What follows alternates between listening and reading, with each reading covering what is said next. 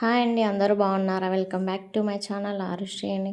ఈరోజు మనం Emmy and tasty చుక్కకూర పప్పు ఎలా చేయాలో చూసేద్దాం ఫ్రెండ్స్. ఒకసారి ఇలా ట్రై చేసి చూడండి. చాలా అంటే చాలా ఎమ్మీ అండ్ టేస్టీగా ఉంటుంది. ప్రాసెస్లోకి వెళ్ళిపోదాం. ఇక్కడ చుక్కకూరని అయితే తీసుకొని మంచిగా చుంచుకొని కడిగి పక్కన పెట్టుకోవాలి. ఇక్కడ కందిపప్పు కూడా ఒక హాఫ్ అన్ అవర్ పాటు నానబెట్టుకొని కడిగి పక్కన పెట్టుకున్నాము. నెక్స్ట్ ఇందులోకి చుక్కకూరను కట్ చేసి పప్పులోకి యాడ్ చేసుకోవాలి. చుక్కకూర మొత్తాన్ని ఇలా మంచిగా చుంచుకొని వాష్ చేసుకొని వేసుకోవాలి. నెక్స్ట్ ఇందులోకి 5 నుంచి 6 పచ్చిమిర్చి చుంచి వేసుకోవాలి. అలాగే ఒక రెమ్మ చింతపండు కూడా యాడ్ చేసుకోవాలి. నెక్స్ట్ ఒక 1/2 టేబుల్ స్పూన్ పసుపు కూడా యాడ్ చేసుకొని 1 టేబుల్ స్పూన్ కారం కూడా యాడ్ చేసుకోవాలి. నెక్స్ట్ ఇందులోకి కొంచెం ఆయిల్ కూడా వేసుకొని అంతా పర్ఫెక్ట్గా కలిసేలాగా ఒకసారి కలుపుకోవాలి. చుక్కకూర, పచ్చిమిర్చి, కారం అన్నీ పర్ఫెక్ట్గా కలిసేలాగా కలుపుకోవాలి. ఇలా మిక్స్ చేసుకున్న తర్వాత మనం గ్యాస్ ఆన్ చేసి గ్యాస్ పైన 4 to 5 విజిల్స్ వచ్చే వరకు ఉడికించుకోవాలి. అప్పుడే మనకి పప్పు అయితే పర్ఫెక్ట్గా ఉడికిపోతుంది. కూరతో కలిసి ఇలా విజిల్ పెట్టుకొని 4 to 5 పెట్టుకోవాలి. విజిల్ చూపిస్తున్నాను చూడండి. పప్పు మొత్తం అయిపోయాక ఎంత సాఫ్ట్గా ఉడికిందో చూడండి. చాలా పర్ఫెక్ట్గా ఉడికింది.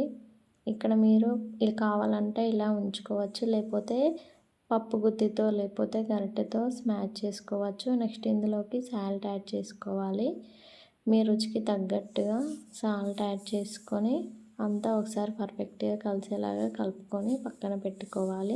నెక్స్ట్ గ్యాస్ ఆన్ చేసి గ్యాస్ పైన వేరొక బౌల్ పెట్టుకొని అందులోకి 2 నుంచి 3 టేబుల్ స్పూన్ల వరకు అయితే ఆయిల్ వేసుకోవాలి. ఆయిల్ వేసుకున్న తర్వాత జీలకర్ర, ఆవాలు, ఎండుమిర్చి వేసుకొని వేయించుకోవాలి. ఎండుమిర్చి కూడా వేగాక అందులోకి ఒక ఆనియన్ కట్ చేసి వేసుకోవాలి సన్నగా.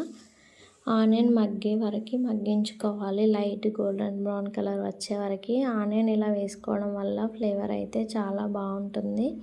ఇలా ఆనియన్ వేసుకున్న తర్వాత అందులోకి కరివేపాకు కూడా వేసుకోవాలి.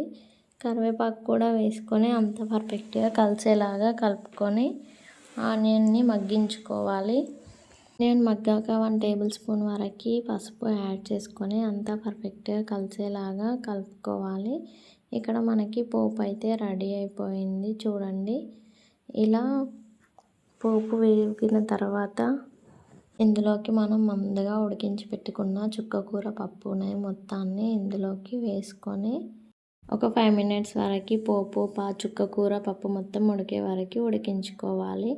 అంతే అండి, ఎమ్మీ అండ్ టేస్టీ చుక్కకూర పప్పు అయితే రెడీ అయిపోయింది. చాలా అంటే చాలా టేస్టీగా ఉంటుంది. మీరు కూడా ఒకసారి ఇలా ట్రై చేసి ఎలా వచ్చిందో మాకు కామెంట్ చేయండి. మా వీడియోస్ మీకు నచ్చుతున్నట్లయితే లైక్ చేయండి, షేర్ చేయండి, కామెంట్ చేయండి. సబ్స్క్రైబ్ చేసుకోవడం మాత్రం మర్చిపోవద్దు. Please keep supporting. పిల్లలు కూడా పప్పునైతే చాలా అంటే చాలా ఇష్టంగా తింటారు. లాస్ట్లో కొత్తిమీర వేసుకొని సర్వ్ చేసుకోవడమే. Thanks for watching. Please keep supporting. మళ్ళీ ఇంకొక మంచి వీడియోలో కలుద్దాం. Bye friends.